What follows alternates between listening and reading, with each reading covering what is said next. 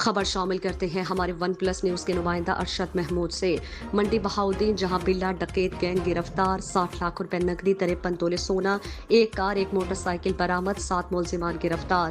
Police officer منڈی بہاؤدین سید علی رضا کی ہدایت پر تھانہ سٹی میں D S P organized crime Irfan Safdar Bhatt کی پرہجوم پریس کانفرنس۔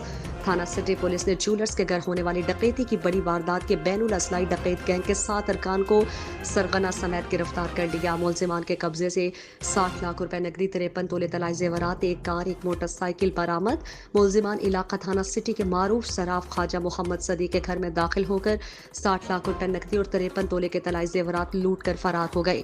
پولیس نے واردات کے ملزمان کو جدید سائنٹیفک طریقے سے بین الاضلاعی ڈکیت گینگ کے 7 ارکان کو اس کے سرغنہ رفاقت عرف بلہ کو گرفتار کر لیا ہے اور ان سے مال مسروقہ برآمد کر لیا ہے۔ گرفتار ڈاکوؤں کے گینگ میں 2 خواتین ڈاکو سہولت کار بھی شامل ہیں جو ملزمان کے لیے گھروں میں واردات کی راہ ہموار کرتی تھیں۔